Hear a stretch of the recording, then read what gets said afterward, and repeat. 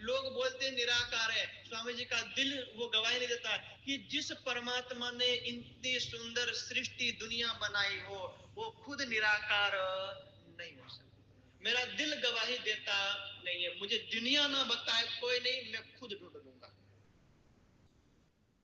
तो उनके संकल्प था गायत्री मंत्र का पूर्ण हुआ, और उससे पहले वो घर पे प्रयास मतलब एक प्रैक्टिस करते थे कि मैं सन्यास बनूंगा तो मेरे को जूते नहीं मिलेंगे, चप्पल नहीं मिलेंगे, खाना नहीं मिलेगा, कपड़े नहीं मिलेंगे, और मांगने का तो मेरा नियम है ही नहीं, मांगूंगा नहीं। तो घर पे चप्पल रहते रहते भी माँ नहीं देखती थी तो नंगे पैर घूमते थे खेत में, ताकि मेरे जीवन में ऐसे दिन आएंगे कभी मैं नंगे पैर घूमना पड़ेगा। तो घर में उसकी प्रैक्टिस, और स्वामी जी का नियम है खुद का, आज भी अभी भी है। माँ ने यदि खाने के लिए बैठे हैं और माँ यदि एक रोटी या दो रोटी थाली में दे दी और माँ कुछ काम करने लग गई और भूल गई कि मेरा बेटा खा रहा, सामने रोटी सब्जी रखी है, पूरा रखा है, स्वामी जी ने कभी भी अपने हाथ से निकाल के सब्जी रोटी खाई? घर पे भी नहीं खाई। और माँ को बोला भी नहीं चिल्ला के कि माँ आओ मेरे को रोटी दो चार और दे दो ना, एक रोटी दी, एक रोटी खाए और निकल ली। आज भी है। हम सबको संकल्प दिलाया गया था ज्ञानपीठ में गुरु पूर्णिमा के दिन कि आप राज्य का इस झंडे को ऐसे दिल में बिठाना, पूरी दुनिया से कोई आशा नहीं, यहां तक कि यदि मान लो हम मर जाए और मरने के बाद भी हमें कोई कफन का टुकड़ा उड़ा दे, इतनी भी तुम आशा मत करना। ऐसे बनोगे तब जाके इस वाणी का प्रचार कर पाओगे। यदि आशा रखोगे वो वस्तु मिलेगी नहीं, तुम निराशा में चले जाओगे और राज्य को छोड़ के अपने दुनिया में चले जाओगे। इसलिए हमेशा वो संकल्प रखना। लेकिन स्वामी जी का नियम एक और है कि इस वाणी को फैलाने के लिए, इस ज्ञान को दुनिया के हर कोने कोने में ले जाने के लिए, भले मैं अपने लिए एक रोटी का टुकड़ा, एक दाना भी नहीं मांगता हूं, लेकिन मुझे इस वाणी को फैलाने के लिए यदि भिक्षा मांगनी पड़े तो बोले हाथ में एक कटोरा लेकर राजन स्वामी सबसे आगे होंगे। सबको जो मैं कसम दे रखी है। तो इसलिए ये हमारे वस्त्र, आपको लगता है कि धोती है, धोती हम नहीं मानते, बोले ये कफन है। जिंदा पहने तो धोती और मरे हुआ ओढ़े तो यही धोती है, फर्क पड़ता नहीं है। जब 16 साल की उम्र हुई और एक दिन सबको सोते हुए छोड़ करके निकल लिए। कहां जाना? एक झोली है, झोली में 4 ग्रंथ, मेरे पास 2 रखे हैं मैंने, ऐसी झोली थी तो 4 ग्रंथ, सिर्फ 4 वेद, कोई मतलब और दुनिया ग्रंथ नहीं है। जो उनको मिला, भूख लगी है, जो कुछ जो मतलब चने रखे थे, चने 8-10 चने रात को भिगो देना है।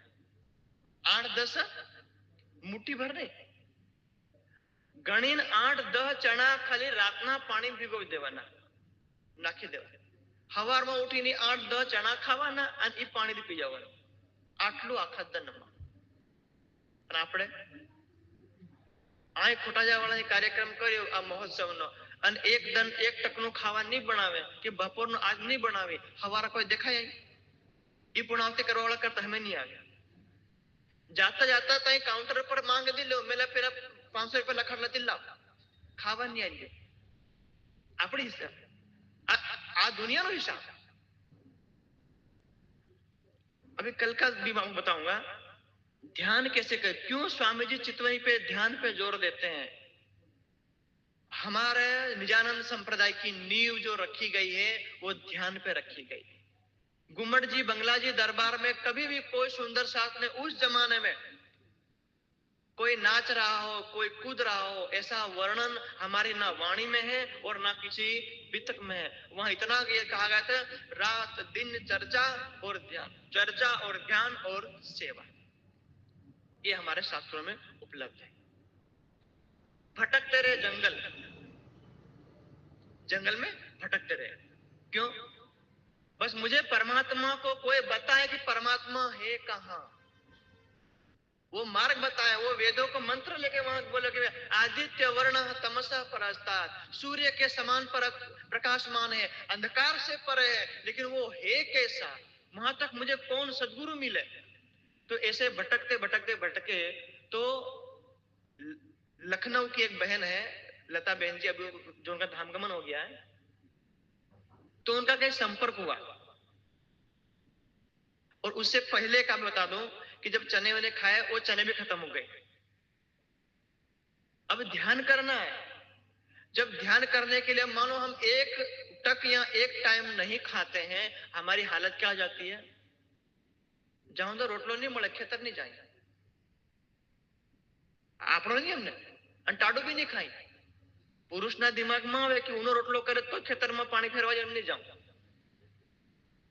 પેલી બિચારી માતા બીમાર છે, તાવ આવે ના, એ તને જીવ આવતું હોય તે રોટલો બનાવ,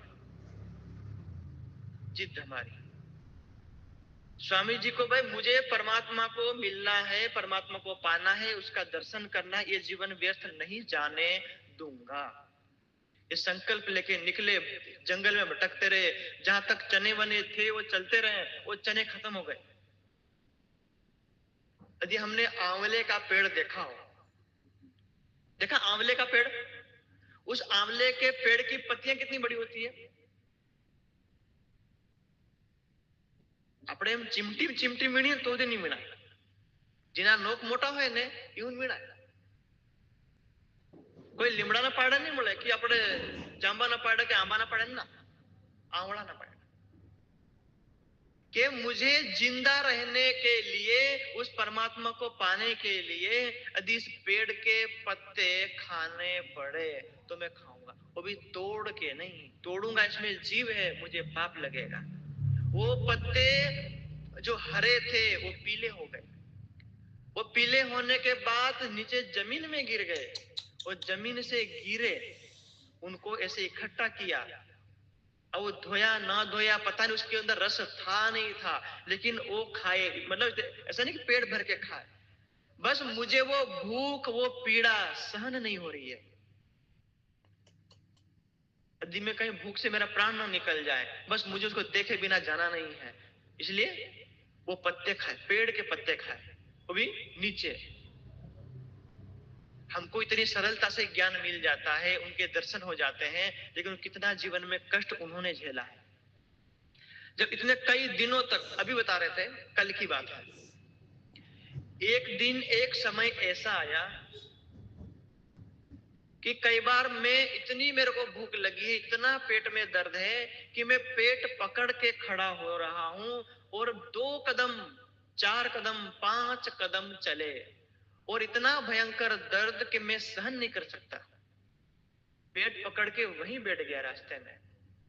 फिर एक घूंट पानी पिया ताकि पेट में कुछ पानी जाए, फिर मुझे ताकत मिले, फिर 10 कदम, फिर पानी पिया, फिर 10 कदम। बोले एक समय तो ऐसा भी था कि मेरे अंदर चलने की ताकत नहीं है, कि मेरे पैरों में वो ताकत नहीं कि मैं चल सकूं, तो बोले मैं घिसड़ घिसड़ के चला, जैसे छोटे बच्चे बोलते नहीं, मतलब अपने भाटना भरी चाल, बोले वो ताकत नहीं है। इसे 2-2.5 साल ऐसे भयंकर घोर जंगलों में दिन बिताने के बाद, और उस समय जो स्वामी जी पत्ते खाने के बाद करते क्या थे, इधर शाम को सूरज ढलता है, मतलब 5-6 बजे सूर्यास्त होता है, सूरज डूबता है, तो स्वामी जी पद्मासन लगाते हैं। जैसे अभी एक हम गरबा में नहीं गाते हैं, पग ऊपर पग चढ़ावी, बोलती नती चालती नती के मरी साणी, मारी माता भवानी। पर तुम एक पग के ऊपर दूसरा पग रखे हो, क्यों नहीं बोल रहे हो? तुम एक पैर के ऊपर दूसरा पैर रख दिया, उसको बोलते हैं पद्मासन। क्या बोलते हैं?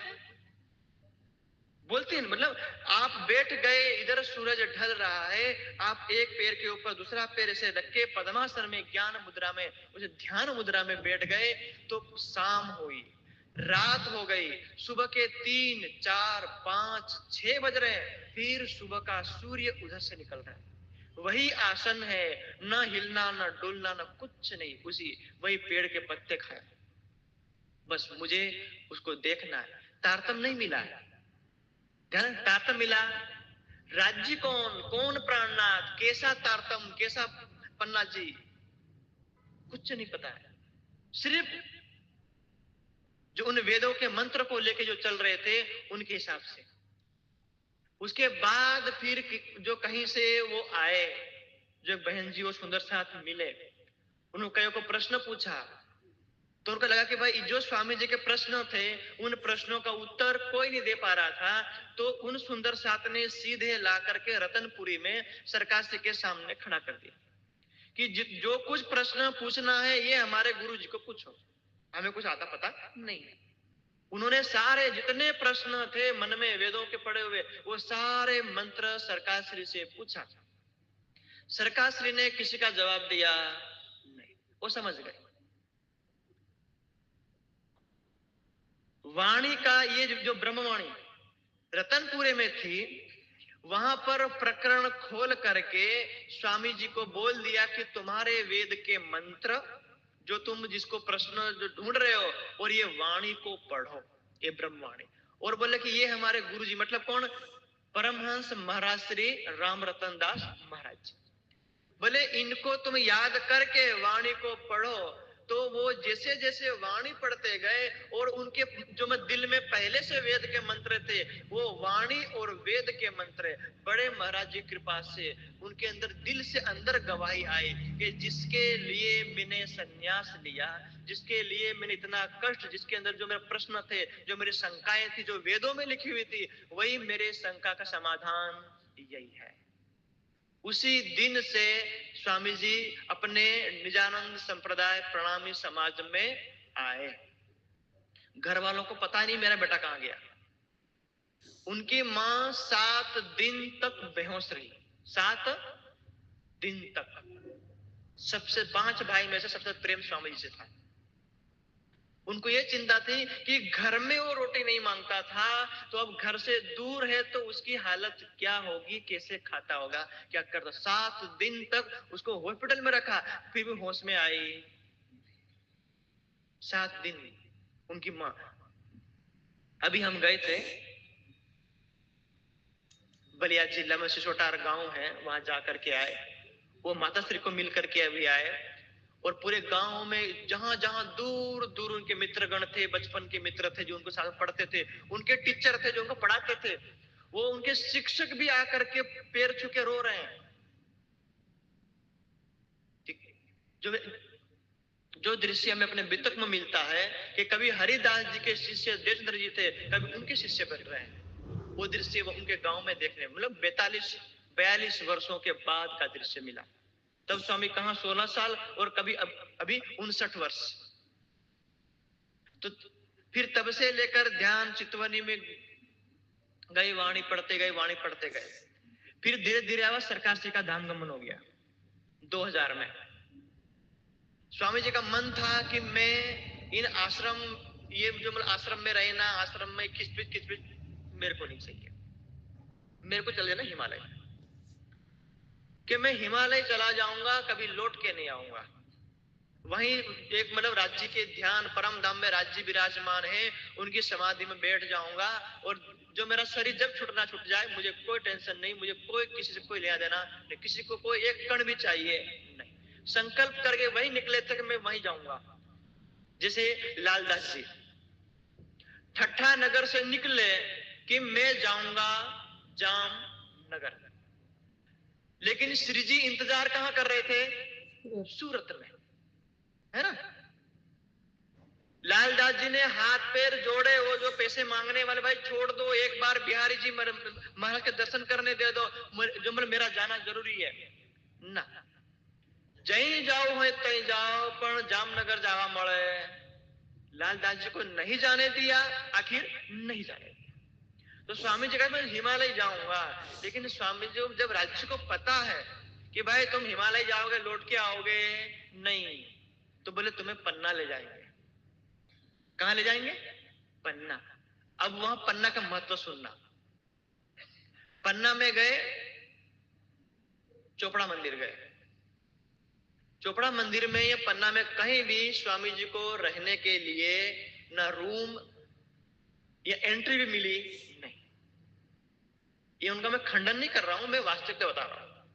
और तब की बात 2000, आज 26 साल हो गए। चोपड़ा मंदिर में आप जाना, अभी भी हम लोग जाते हैं तो पानी भरने के लिए कहां जाते हैं हम? चोपड़ा मंदिर के उस तरफ जो कुंड बना हुआ है, एक जो गंगा और एक जमुना। जमुना का जल हम पीने के लिए लाते हैं और गंगा का जल हम स्नान वगैरह करते हैं, हाथ पैर धोते हैं। उस गंगा यमुना के उस तरफ एक आम का पेड़ है, वो सूख गया। अभी दो पेड़, जो मतलब दो थे, एक है। उस पेड़ के जैसे में अभी जो ठंड है, तो यहाँ पर ठंड नहीं है, बहुत कम है। आप पन्ना जी में भी जाइए दिसंबर जनवरी में। अभी हम सरसावा से हमारे भाई लोग ये आए हैं, 0 वहां का टेम्परेचर। हम थे वहां 3 स्वेटर और 3 कंबल ऊपर से, फिर भी ठंड हमको लगेगा। बोले हम जवान हैं, हम फिर भी लग रही थी अभी भी। लेकिन हम 1000 किलोमीटर इधर आ गए, ठंड कम हो गई। तो ऐसी अभी पन्ना में भी इतनी भयंकर ठंड पड़ती है, वहां 0 नहीं होता, पर 2 या 3 डिग्री हो जाता है। ऐसी ठंड में रतनपुर से आए, सिर्फ एक कंबल, ऐसा एक कंबल स्वामी जी के पास, सिर्फ और कुछ नहीं है, एक जोड़ी कपड़े और जो मैं किताब वगैरह है। एंट्री नहीं मिली चोपड़ा मंदिर में, ये पूरे पन्ना में कहीं नहीं। तो गंगा यमुना के बगल में जो आम का पेड़ है, उस पेड़ पे 2 लकड़ियां, मतलब 2 लाकड़ा आम करी અને એક બીજા ઉપર આમ મૂકી દીધા। મતલબ 2 લાકડા લઈને આંબાના ઝાડમાં ખોઈ દીધા। આપણે પોરિયાની કઈક આપણે નાના આપણે કરી માળો બનાવીને તોડ નાખે, તો 2 લાકડા એ આંબાના ઝાડમાં ખોઈ દીધા અને કઈ તો સિમેન્ટનો કટ્ટો કઈક ઠેલો પડ્યો હતો, એ લાકડા ઉપર જે મૂકી દીધો। ભયંકર ઠંડ ચારો તરફથી, પણ આંબાના ઝાડમાં લાકડા મૂકી, ઉપર ઠેલો મૂકી અને આ જે આવો કામળો તો અડધો કામળો નીચે પાથર્યો અને એના કામળા બેહી ગયા। ध्यान। भले राजी पन्ना जी में लेकर के आए, लेकिन पन्ना जी में एंट्री नहीं करने दिया कि मैं देखता हूं तुम्हारे अंदर धैर्य कितना है। 1 दिन 2 दिन 1 सप्ताह 15 20 25 1 महीने तक दिसंबर की ठंड में स्वामी जी वहीं उस पेड़ के नीचे ध्यान करते रहे। और अभी जो सज्जन पुजारी जी हैं, जो चोपड़ा मंदिर के पुजारी जी हैं, वो पुजारी जी कभी कभी उनको खाना दे दिया करते थे, भाई कोई महात्मा आए। और एक श्री प्राणनाथ ज्ञानपीठ के पहले आचार्य, संस्कृत के आचार्य, आचार्य हीरालाल जी, जहां से हमने संस्कृत की शुरुआत की, तो वो आचार्य भी वहीं चोपड़ा जी में ध्यान करते, मौन 12 साल मौन में ध्यान में थे। तो वो आचार्य जी जो खुद के लिए खाना बनाते थे, तो वो स्वामी जी को भी दे देते थे। तो वहां पर तो 1 महीने के बाद फिर सज्जन पुजारी जी ने कहा कि स्वामी जी आप इधर आ जाइए। तो चोपड़ा मंदिर के पीछे एक जो कक्ष है, पुराना वाला रूम, कभी जाना देखने के लिए एक रूम है, तो वहां उस कोने में बैठ के ध्यान करते थे। अब जो कुछ करना राज्य को करना है, जो भी है, तो ध्यान करना, फिर दिनचर्या करना, ध्यान करना, 4 साल तक ध्यान किए। 2000 से लेकर 2001 2 3 और 4 वर्षों तक स्वामी जी पन्ना जी छोड़ के कहीं नहीं गए, पन्ना जी बैठे रहे ध्यान कर चोपड़ा मंदिर के पीछे। अब जो मतलब दिनचर्या वही है, एक बार ध्यान में चोपड़ा मंदिर में बैठ गए, पूरी रात निकल जाती है, सुबह होती है। अभी मैं आपको कल की सुनाता हूं, यहाँ केशव भाई के घर। तो कल सूर्य प्रताप जी की चर्चा थी, तो मैं यहां नहीं था, और आज मेरी चर्चा है तो सूर्य प्रताप जी यहां नहीं है। क्यों? अर्जुन जी तो अपने घर भाग जाते हैं, मतलब चले जाते हैं। दोनों भाई में से किसी एक को स्वामी जी के साथ रहना है। तो मैं कल उधर था, 9 बजे यहां मंच शुरू हुआ और 9 बजे स्वामी जी ध्यान में बैठे थे। जब सूर्य प्रताप जी लगभग आए, 11:30 बजे लगभग वहां आए, तो आते ही वो सो गए। तभी स्वामी जी ध्यान में थे। फिर मेरी नींद खुली लगभग 1-1:30 बजे, तभी स्वामी ध्यान में थे। फिर सूर्य प्रताप की नींद खुली 2:30-3 बजे, तभी भी स्वामी ध्यान में थे। फिर हम दोनों भाई ध्यान करने के लिए उठे 5 बजे, तभी भी स्वामी ध्यान में थे। ये भी की बात है, आज भी वही दिनचर्या जो उनकी उस अपने घर में जो परंपरा थी, ध्यान में बैठे रहे, जो राज्य को देना था, जो भी उनकी जो कृपा है। एक समय ऐसा आया, बुखार आ गया स्वामी जी को, ताव बुखार। स्वामी जी को खुद ऐसा लग गया कि अब मेरा शरीर छूटने वाला है। तो एक वहां के महाराज जी हैं, खेमराज जी, वो आए। स्वामी जी ने कहा कि मुझे हॉस्पिटल मत ले जाओ, मुझे सिर्फ गुम्बद जी ले जाओ और मुझे वहां का दर्शन करा दो, बस। शायद मैं नहीं जीऊंगा, मैं जाऊंगा, ऐसा लग रहा है अंदर से, भीतर से। वहां ले गए, पुजारी जी ने चरणामृत दिया कि मुझे अंतिम बार चरणामृत दे दो, मेरी हालत है ही नहीं कि मैं बैठूं। तो खेमराज जी महाराज जी, उनको उस समय मतलब उम्र कम थी, बहुत दुबले पतले थे, वैसे भी खाना भी बिल्कुल था नहीं, तो उनको हॉस्पिटल लेके फिर चरणामृत दिया, फिर धीरे ठीक हो गए। तो वहां पर ध्यान करते हैं। तो स्वामी जी, अभी हम 2021 में गए थे, हमारे बच्चे वहां पढ़ने के लिए आए थे पन्ना जी, हम 4 महीना पन्ना में रुके। तो हम और स्वामी जी गुम्बद जी, सॉरी, वहां गए चोपड़ा मंदिर में। तो चोपड़ा मंदिर में स्वामी जी ने बताया कि मैं जिस रूम में ध्यान करता हूँ, जिस कोने में बैठ के, आप अंदर घुसना, इधर एक गेट है, उसका जो एक बाहर गेट है, एक अंदर गेट है, उन दोनों गेट के बगल में कोने में ध्यान करते थे। तो एक नाग, सांप, नाग, फेण वालों, कि जब मैं ध्यान करूं तो वो इधर से जाए, करे कुछ ना। वो 4 साल से है, जब से मैं ध्यान करने पहले दिन से बैठा हूं, वो तब से इधर ही है। और बोले एक बार मैं ऐसा समाधि में ध्यान में बैठ गया, वो इधर से मेरे पैर के नीचे दाएं, कभी गोद में इधर निकलता है, कभी उधर। और जैसे ही मैं कुछ बाथरूम पेशाब करने के लिए जब रूम से बाहर निकलूं, उधर जंगल है, तो बोले वो मुझे वहां छत पे मिलता है, सिर्फ देखता है, और जैसे मैं आऊं तो वो अंदर आता है। तो अब मैं आपको एक चौपाई बताता हूं। असराफील जबराइल भेज दिए आमर, निगाहबानी कीजियो मेरे खासल बंदों पर। राजी ने 2 कमांडो भेजा है हमारे ऊपर, कभी डरना मत किसी चीज से दुनिया के। भूत चुड़ैल डोके डाकेण हेलीमन मुठ मार दे, हेली कई कर दे, डरवानो नहीं। राजी बोले कि मेरी आत्माएं इस ब्रह्मांड में जा रही है, हे असराफील जबराइल, तुम जिस ब्रह्मांड में कभी नहीं गए, मेरी आत्माओं की सुरक्षा के लिए जाओ, मेरा आदेश अमर। निगाहबानी कीजिए, मेरी ब्रह्म सृष्टि के ऊपर निगाहबानी, सुरक्षा की दृष्टि जमाए रखना, ये मेरा आदेश है। तो राज्य का वो 2 असराफील और जबराइल वो हमारे उसमें सुरक्षा में है। तो वो है ना हो जो भी है, लेकिन स्वामी जी ने कहा कि वो है। दिन दहाड़े लगभग ये स्वामी जी हैं और ये जो पर्दा है, दिन में स्वामी जी को जाना है, संडा जाना है, कहीं बाहर जंगल में जाना पड़ता है उस समय। तो जैसे स्वामी जी डिब्बा लेके निकले, 20 फुट की दूरी के ऊपर दौड़ता हुआ बाघ गया, वाघ वहां है। ये तो वाघ कौन छोड़े नहीं, सी छोड़ दे, वाघ छोड़े, पर राज्य नहीं कृपा भाई, काम हजू घणो बाकी है।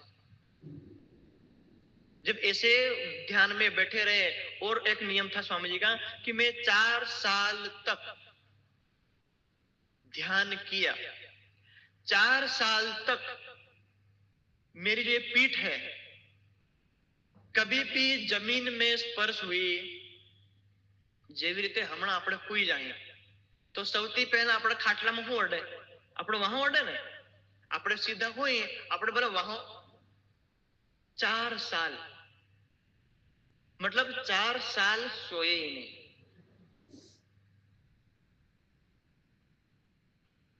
4 साल। एक होती है निद्रा, एक होती है योग निद्रा। हम सोते हो निद्रा, ज्यादा खा लिया तो ओ हाँ मार को पड़े है, मन बगा आवी रे मार हाउ को पड़े एम करीने मोबाइल भालता भालता मोबाइल दे कोण कई आम वकरी जाए ने, खबर दिन पड़े 4-5 कलाक दाड़ो उगी निकल्यो। आ आपड़ी आ निद्रा, आ तामसिक निद्रा। एक योग निद्रा। योग निद्रा में आप ध्यान में बैठो और आपका ध्यान राज्य के चरणों में मूल मिलाव में लग जाता है, तो आत्मा राज्य को देखती है, आपका जो मन है वो मन सो जाता है। मन से परे जीव है, जीव से परे आत्मा, तो ध्यान तो आत्मा वो देख रही है, आत्मा देख रही है, उसका लाभ सुख जीव ले रहा है, तो मन सो जाता है, संकल्प विकल्प खत्म, बैठे बैठे ध्यान निद्रा में, वो है योग निद्रा। इसलिए जो भी ऋषि मुनि साधु संत हुए आजकल जितने भी हुए हैं, आप देखना हमेशा ध्यान में, हमेशा ध्यान में, अर्थात उनका शरीर नींद भी ले लेता है और ध्यान भी हो जाता है, वो होती योग निद्रा। वो योग निद्रा किसी योग्य गुरु के पास रह करके सीखें, सर्वस्व समर्पण करें, तब जाकर के आती है। ये हम अपने आप ध्यान को, मैं भी ध्यान कर लूं और मैं भी सोऊंगी, मैं सोऊंगी, 4 दिन में हम बीमार हो जाएंगे।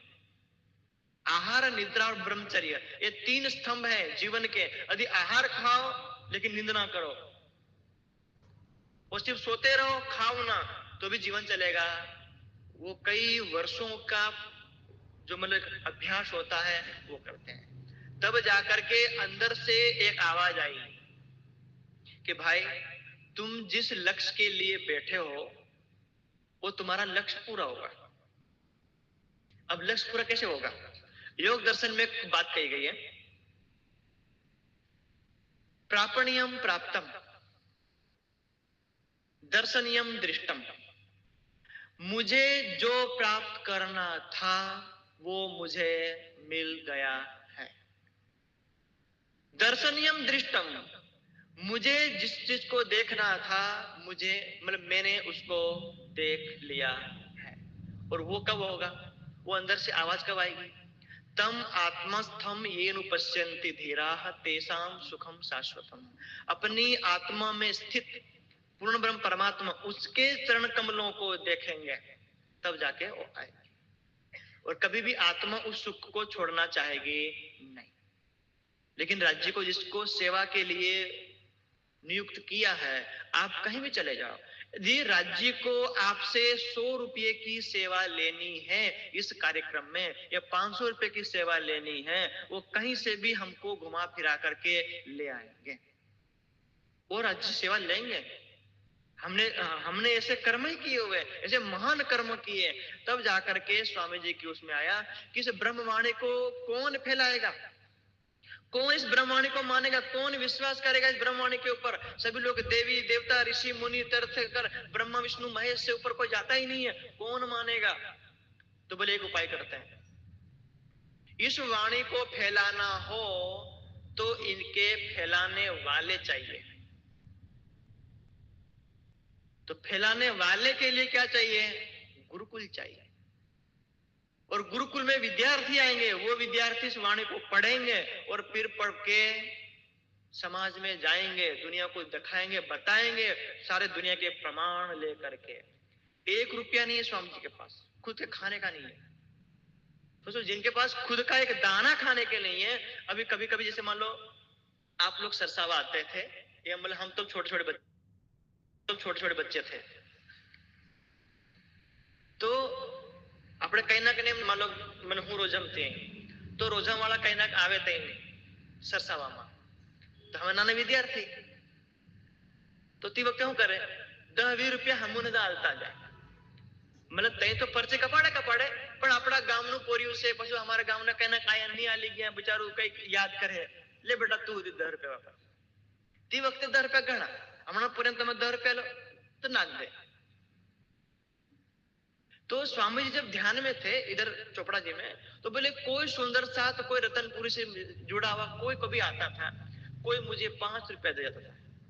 कितना?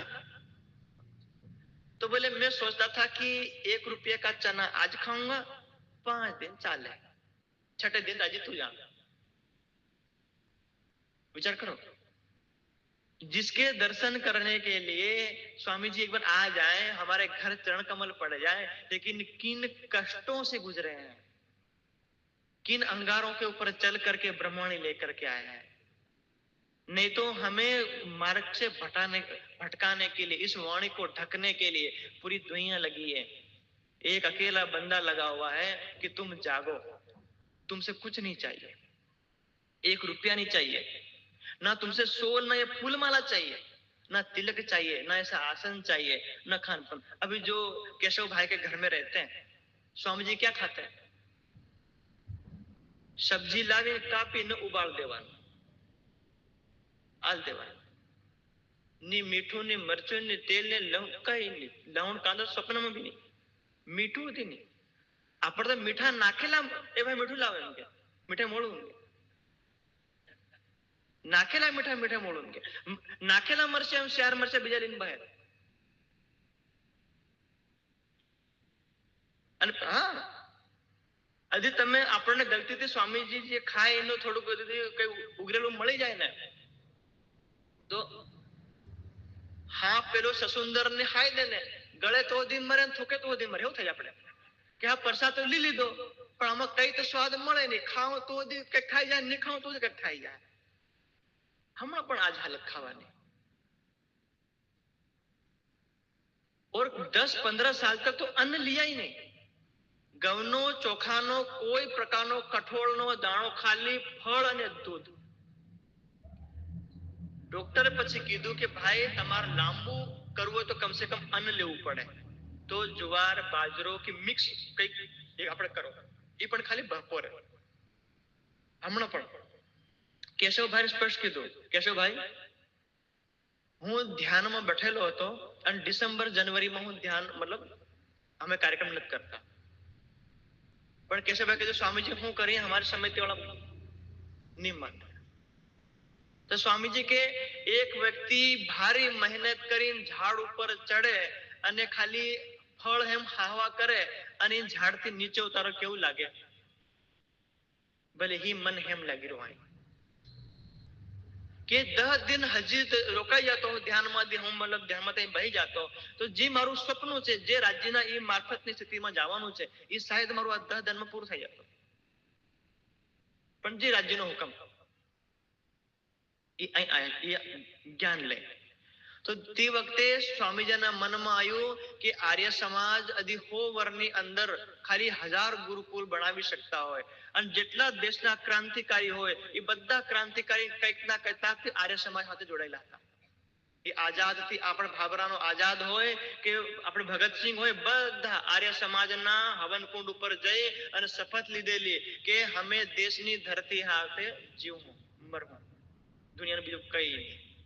તો એમને ગુરુકુલ પરંપરા ચલાડી ચાણક્ય વાળે, તો ગુરુકુલ ખોલો.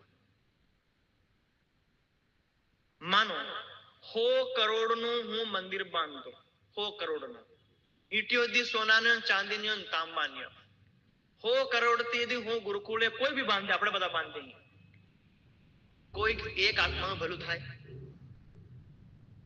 થાય ભલું? હમણાં ચલો આપણે ખંડન નહીં કરે રાજ્યનું, આ બધા રાજ્ય ને પેલા બધા રાજ્ય બરાબર ઉપરથી આમાં કોનાનો નિમળે પેલા તે કોનાનો મુકુટ પહેરીને રાજ્ય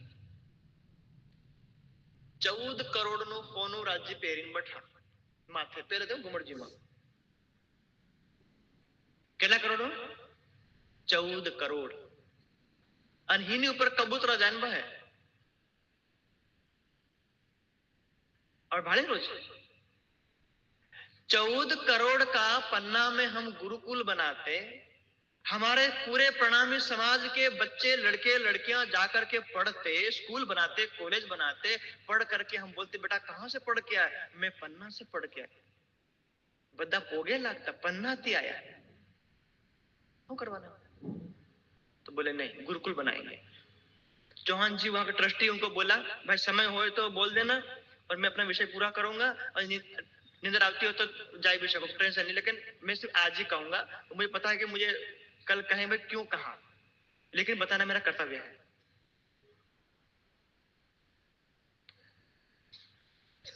चौहान जी को बोला कि आप जमीन देखिए. तो चौहान जी ने वहां सरसावा में बहुत जगह दूर दूर जमीन देखी, रतनपुर में बहुत दूर जमीन देखी, जो भी है जमीन देखी. तो जमीन देखी 35 लाख, जो वर्तमान જેટલું જ્ઞાનપીઠ બાઉન્ડ્રી બને છે 35 લાખ. 2005 ની વાત, હમણાં 2026, હમણાં તો કમ સે કમ કઈ કરોડ રૂપિયાની જમીન થઈ ગઈ. 1 રૂપિયો નહીં, બધા આખા પન્નામાંથી ધ્યાનમાંથી ઉઠ્યા અને સુંદર સાથ પેલા માણિકભાઈ વડોદરા વાળા જે કન્યા ગુરુકુળનો જમીન આપવા વાળા 50 લાખની જમીન એમને દાનમાં આપી દીધી માણિકભાઈ, અને કેટલાક કરોડ રૂપિયા દાન કરી દીધા માણિકભાઈ આપણા માટે.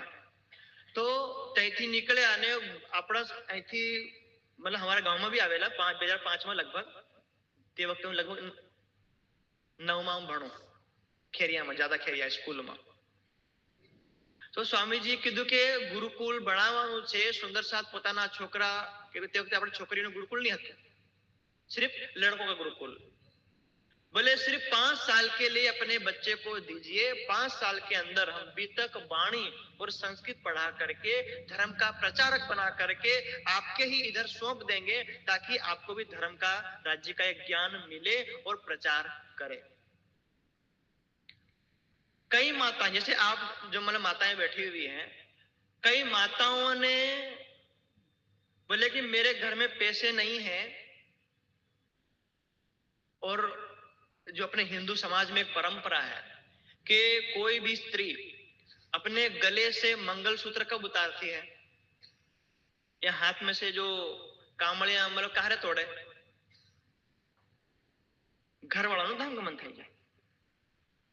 लेकिन राज्यની આ સેવા કરવા માટે કઈ કેવી માતાઓ આપણા સમાજને સુંદર સાધના દી એના ચરણ કમલની ધૂળ દી મળે તો જ આપણું ભલું થાય.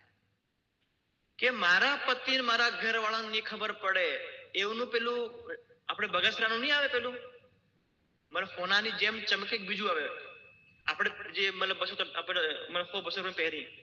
तो कई माताओं ने नकली मंगलसूत्र गले में डाला और सोने का मंगलसूत्र बेच करके स्वामी जी हमारे पास और पैसे नहीं है, आप इसको लीजिए. कईयों ने अपने हाथ के कंगन कईयों ने उधार लिया, कईयों ने ब्याज में लिया, पैसे दिए. कहीं से अपने दाहोद का भी नाम वहां लिखा हुआ सरसाव में, सामूहिक दाहोद, गोधरा, वडोदरा, दिल्ली से लेके पंजाब से लेके कानपुर सब बहुत सुंदर दिया. 35 लाख रुपया दिया, दे दिया उनको. और स्वामी जी वहां गए, जमीन देखी और जमीन को देख करके बोला चौहान जी कुछ भी हो जाए इसी जमीन को लेना है. और उसी को क्यों लिया? बीतक पढ़ना, जो अपनी बीतक में जब श्री जी और सुंदर साथ हरिद्वार के मेले में कुंभ का मेला लगा हुआ था विक्रम सन 1735 में, दिल्ली से चले तो शाहजहांपुर रुके और बुढ़ाना गांव, 2 गांव में रुके श्री जी. उस समय विक्रम सन 1735 में रुके. वो गांव सरसावा से जस्ट 5 किलोमीटर पीछे. और जो सरसावाला का जो शहर का जो रोड है, वो रोड जो जो अभी हाईवे बना है, वो हाईवे भी 3-4 साल पहले बना.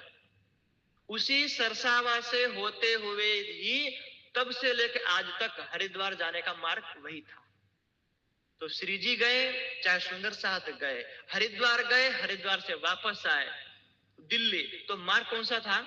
सरसावा के बीच में जो अपने जो निकला है वही मार्ग था. तो कहीं ना कहीं ऐसा लगा कि जो आजकल हमारे पास मतलब गाड़ियां हैं, तो आज हम यहां से चले तो 500 किलोमीटर पार. उस समय क्या है, दिन भर चलते रहो, रात को रुक जाओ बाग में. तो हो ना हो ऐसा कि जो सरसावा का जो बाग है, आम का पेड़ है, वो पहले ही बड़े बड़े पेड़ रहे हैं, वो पेड़ को जो काट वाट के. तो स्वामी जी को ये एहसास हुआ कि श्री जी और सुंदर साथ के चरण कमल इसी धरती पे पड़े हैं और कोई बड़ा काम होने वाला है. इसलिए मैं दिल में यही भाव आ रहा है कि इसी जमीन को लेना है. लिया, 2005 में नींव डाली, शुरुआत की 2006 7, 8, 9 मई महीना में उद्घाटन हुआ. हमारे दिल में भी था मैं भी जाऊंगा, घर वाले मना कर रहे थे. उद्घाटन से पहले विद्यार्थी, अभी तो गुरुकुल का उद्घाटन भी नहीं हुआ, सबसे पहले पहुंचे दाहोद से मैं और सूर्य प्रताप जी. सबसे पहले और भी विद्यार्थी आए, वो उद्घाटन के बाद में आए. हम जब वहां गए 5 कमरे, साफ सफाई नहीं है, मिस्त्री काम कर रहे हैं, प्लास्टर हो रहा, कलर हो रहा, ये हो रहा, यहाँ मिट्टी डालनी. 7 दिन तक हम वो मिट्टी को लेवल करने में, लेटरिन बाथरूम धोने में, रुमाल सब धोने में, धोड़ा बांध को लेके गए. माँ हमारी जो मैडम नाराज हो गई, पिताजी को बोला कि तुम अपने बच्चों को भेज रहे हो. हमारी बुआ आकर बोली તમારે ઘેર દાણા નહીં હોય પોરિયાને हमारे घर મોકલ दो, तई भिक्षा मांगवा का मोकलन। पिताजी बोले बेटा संसार में कुछ नहीं, तू जा, जो कुछ होगा घर में हम झेल लेंगे, हम देख लेंगे। हम गए, रहे, घर की याद आई, पढ़ाई। स्वामी जी ने अपने बच्चों की तरह हमको रखा। कभी किसी को कोई प्रकार का दुख हुआ, स्वामी जी तब जनरल डिब्बे में जाना, जनरल बस में जाना, कोई स्लीपर टिकट नहीं, कोई कुछ नहीं, साइकिल वाले रिक्शे बैठ के आना, ना लाइट की सुविधा ना कुछ नहीं। सब खाने बैठ रहे हैं तो एक हाथ से खा रहे हैं, एक हाथ में पंखा है सबके हाथ में। इस जो मैं स्वामी जी हैं, हम है विद्यार्थी, आचार्य कोई, किरण माता जी से लेकर के वो आचार्य जी हमारा थे, आचार्य हीरालाल जी और चंद्र गुरु जी एक थे हमारे आचार्य वेद मित्र जी, सब आचार्य दिन रात मेहनत कर रहे हैं। गाय स्वयं को मतलब वो करना है, खेती स्वयं करना है, घास काट के लाना, खुद खाना बनाना, कुछ नहीं, एक ड्रेस, एक धोती, सॉरी मतलब एक झब्बो ने एक कुर्तो, ક્લાસમાં જાય એટલે પહેરવાનું અને ક્લાસમાંથી પાછા આવે એટલે ખાલી ટુવાલને કેહડવાળ દે, टुवाल है धोतियाने नहीं। उस समय पढ़े, स्वामी जी ने बोला बेटा विद्वान बनना है तो संस्कृत पढ़नी पड़ेगी। मैं और सूर्य प्रताप ने हमने संस्कृत चुना। स्वामी जी ने आदेश दिया है कुछ भी वो संस्कृत पढ़ेंगे। तो वहां से दूर गए, आर्य समाज से गुरुकुल में राजस्थान गए, 2.5 साल वहां रहे, फिर हरियाणा में रहे, फिर बेंगलोर गए, तो 8 साल तो हम ज्ञानपीठ से बाहर रहे। वाणी और चर्चा प्रवचन जो करना मैंने दाहोद में आके सीखा है। जब आप बुलाने लगे तो मैं सोचा मैं जो संस्कृत कौन सुनेगा, वहां तो वाणी सुनेंगे। फिर मैं पढ़ने लगा। मेरा और सूर्य प्रताप जी का विषय वाणी भी तक है ही नहीं, हमारे दोनों का विषय है संस्कृत। आप संस्कृत 8 साल क्या 10-20 साल तक पढ़ते रहो, हम 8-10-15 साल तक आप संस्कृत पढ़ा देंगे। देखिए राज्य के भाई तो इसके साथ साथ ये भी कर रहा है। तो वो मतलब तब से 12 विद्यार्थी थे, परमधाम में 12,000 है। और हम पहली बार कार्यक्रम हुआ, उद्घाटन हुआ, सारे लोग 3 दिन का उद्घाटन के बाद आ गए अपने अपने घर। तब गिना गया कि कौन विद्यार्थी यहाँ रहेगा, तो बोले 1 2 3 3 12। उन 12 में से 7 लोग तो हम दाहोद के ही थे, 7 लोग तो हम। तो जो मेरे भंडारे में जो मेरे कार्यक्रम हुआ 7 दिन के बाद अर्जुन जी आए। फिर हमारे मतलब बाद में दोस्ती वोस्ती हो गई, सब वहां पढ़ने लगे, सब बराबर। जो मैं पढ़ाई की तब 5 कमरे, फिर 10, फिर 20, फिर लाइब्रेरी, फिर मंदिर, फिर रसोई, फिर गौशाला, इसका करते करते एक अकेले के दम पे सोचना, एक पैसा नहीं है, कहां से कहां वो कर दिया। अभी अपने पूरे समाज में, मैं किसी की निंदा नहीं करता हूं, हमारे पास 3 पुरियां हैं, जामनगर, सूरत और पन्ना जी में। जितना बड़ा पुस्तकालय लाइब्रेरी सरसावा में है, इतना बड़ा तीनों पुरियों में नहीं है। 400 साल से हम हैं। जब सरसावा में बना, अभी जो क्या भाई जो भी ट्रस्ट के अध्यक्ष हैं हिम्मतनगर के राकेश भाई ने कोई और भाई, उन्होंने बनवाया। अब भी गुम्मट जी के, इस गुम्मट जी के बगल में इस तरफ देखना जहां पहले रसोई हुआ करती थी, अभी वहां पुस्तकें, अब भी बना। कहां 400 साल और कहां अभी बना रहे। ये काम हमें उस समय होना चाहिए था। यही गुरुकुल पन्ना में होना चाहिए था, यही गुरुकुल जामनगर सूरत में होना चाहिए था। ये गुरुकुल जहां जहां हमारा केंद्र है, जैसे मान लो ये मंदिर है, ये जो रूम बने रखे वो किस लिए है, आने वाली हमारी पीढ़ी पढ़ेगी। ये जो इसके पूरे नीचे पूरा रूम बना हुआ है, ये पूरा योजनाबद्ध बनाया है कि मंदिर नहीं, यहाँ तो ये जो मंदिर है प्रेरणा का स्रोत है, लेकिन बच्चे आएंगे पढ़ेंगे लिखेंगे, इसके लिए इतना बड़ा परिसर बनाया है। ज्ञान फैलाना है तो ज्ञान फैलाने वाले विद्वान चाहिए। अरे तुम्हें पाकिस्तान चाइना को हराना है तो मिलिट्री चाहिए, आपको जो मेरा हथियार चाहिए, परमाणु बम चाहिए, मिसाइल चाहिए, फाइटर प्लेट है, वो सब कुछ चाहिए, उसको चलाने वाले लोग भी चाहिए, तो ही ज्ञान फैलेगा।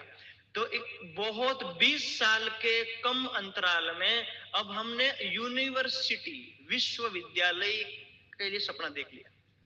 कहां 1 रुपया नहीं था हमारे पास, स्वामी जी के पास कुछ भी नहीं था हमारे पास खाने के लिए। उस समय हम जो खाते थे उसमें से फीका खाना स्वामी जी खाते थे। रोटी अभी जब हम गुरुकुल में गए, भिक्षा मांगने गए, 10 रोटी मांग करके लाए, पूरी प्लेट भर के मांग करके लाए, और 4 मेहमान आ गए। हमने हमारी जिंदगी में देखा है कि हमारी थाली में 4 रोटी रखी है, 4 में से 1 रोटी वापस ले ली गई है। क्यों? मेहमान आया है, हमें 3 मिली है। और वो जो रोटी है जो किसी की जो मतलब सुबह की बची हुई शाम को मिल रही है, शाम की बची हुई सुबह रोटी मिल रही है। लेकिन हमें वो बीतक का प्रसंग याद है कि हमारे सुंदर साथ ने मंदसौर में 8 महीना भिक्षा मांगी थी और किसी ने कुछ नहीं कहा था। तो हमने भी कहा कि राज्य का हमारा जो हमारे ऊपर ये आशीर्वाद है। सूर्य प्रताप जी हम दोनों भाई जो उसमें हरियाणा में सोनीपत और नारनौल में गए, जहां ये पतंजलि वाले बाबा रामदेव, उसका घर 40 किलोमीटर, जिस गुरुकुल में सबसे पहली बार पढ़े बाबा रामदेव जी, उसी गुरुकुल में हम पढ़ने का अवसर मिला। और जो मतलब जिस गुरु से रामदेव जी पढ़े, उसी गुरु से पढ़ने का अवसर लगभग 2 या 3 महीने सिर्फ, फिर वो चले गए पतंजलि। तो लोग हमको देते थे भिक्षा, बेटा वो मतलब वो अपने घर बुला करके, जैसे हमने रामदेव जी को जो मतलब भिक्षा दी थी, तो एक बंदा हमारी रोटी खा करके पूरे दुनिया में योग सिखा रहा। हो सकता कि ये बच्चे भी कुछ ना कुछ धर्म का करेंगे। कुछ नहीं भी देते थे भिक्षा का। अभी तो हम केशव भाई के वहां जाते हैं, माता जी और अपने हरीश भाई और साहब वगैरह सब कि महाराज जी क्या चाहिए, वो फल, ये फल, नारियल पानी, वो पानी, ये फलाने, खाया नहीं जा रहा है और तुम्हें कोई दे नहीं रहा था। विपरीत परिस्थिति थी सारी। अभी निजानंद संप्रदाय में 8 से ज्यादा केंद्र 20 साल के कम समय में, और आप सुंदर साहब गर्व करवा अपने आप पे और अपने निजानंद संप्रदाय पे। आप ये कहो कि पूरी दुनिया से शास्त्रार्थ करना है। पूरी जिस किताब में आज जो सूर्य प्रताप जी ने लिखा ना, ब्रह्मोच्छेदनम, ब्रह्म, कोई हमारे संप्रदाय के ऊपर अंगुली उठाए, आक्षेप करे, हमको गलत बताए, उसका जवाब उसमें है। और उसमें स्वामी जी ने लिखा हुआ है, जिस व्यक्ति ने आक्षेप उठाया उस व्यक्ति को कहा गया, तुम चाहो तो सारे सनातनी मिलके हमसे शास्त्रार्थ कर लो कि परमात्मा कौन है, कहां है, कैसा स्वरूप है, हम हिंदू है या मुसलमान है, हम तो बताएंगे। लेकिन कहां बताएंगे?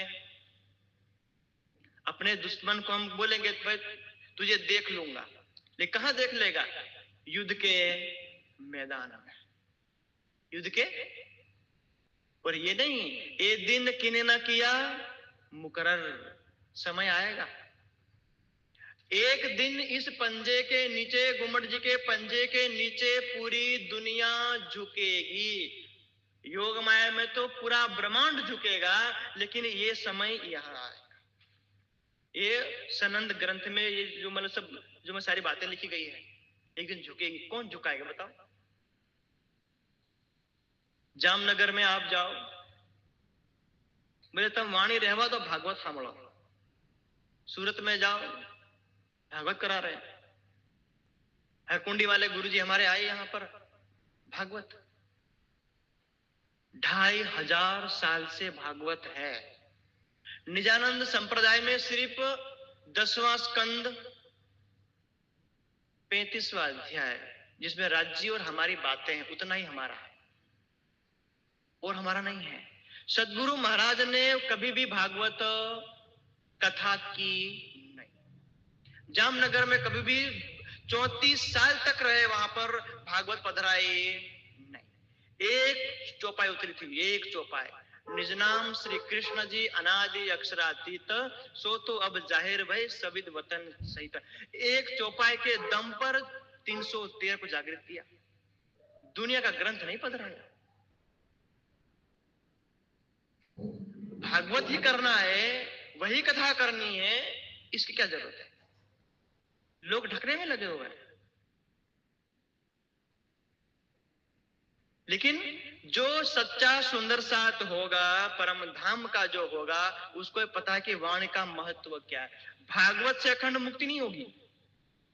भागवत से अखंड मुक्ति होगी, हम बोलते हैं ना, दशाश्वमेधि पुनरेति जन्म न कृष्ण प्रणामी पुनर्भवाय। दशाश्वमेध करने वाला उसका जन्म होगा अवश्य में, लेकिन कोई कृष्ण प्रणाम मतलब कृष्ण को प्रणाम करे, ना पुनरेति, जन्म नहीं होगा। मैं मानता हूं जन्म नहीं होगा। कब तक? 84 लाख में जन्म नहीं होगा, वैकुंठ में स्थान मिलेगा। कहां पर? परम धाम में नहीं।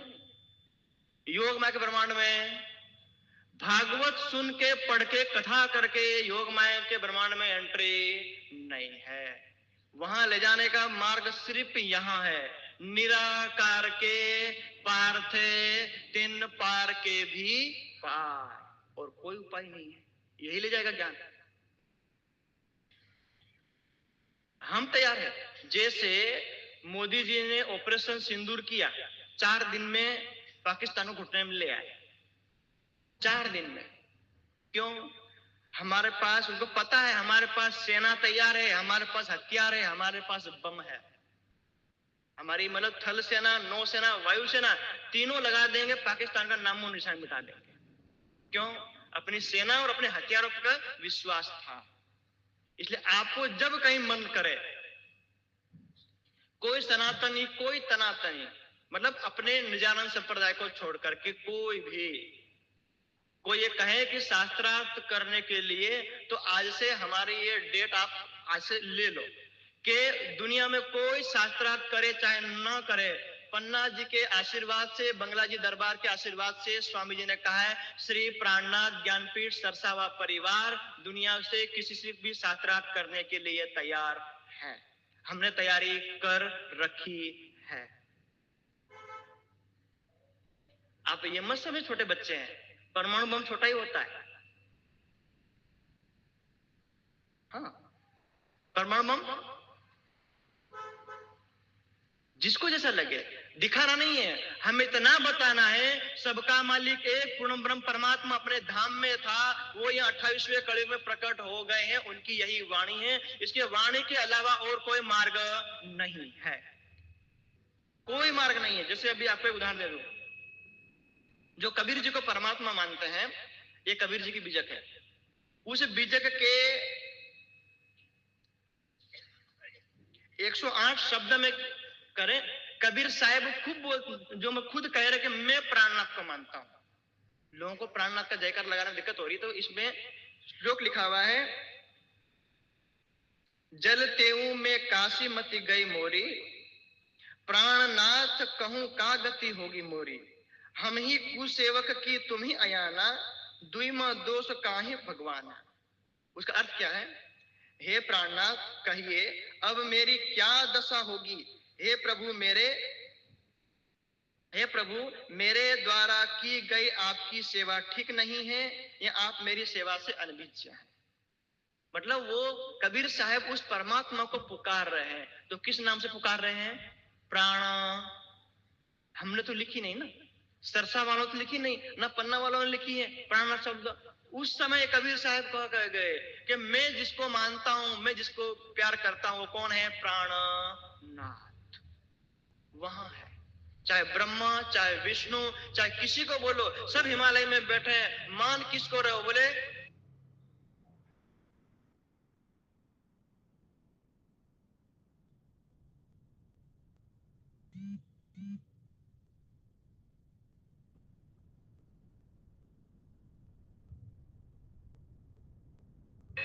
परम वस्तु, जिसको हम नहीं जानते, जान भी नहीं।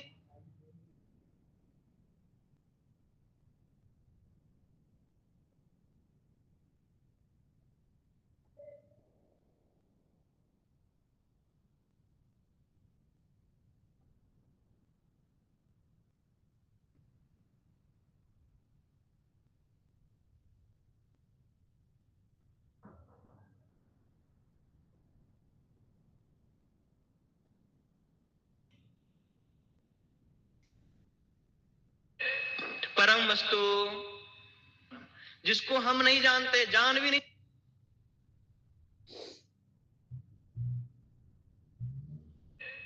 परम वस्तु, जिसको हम नहीं जानते, जान भी नहीं सकते।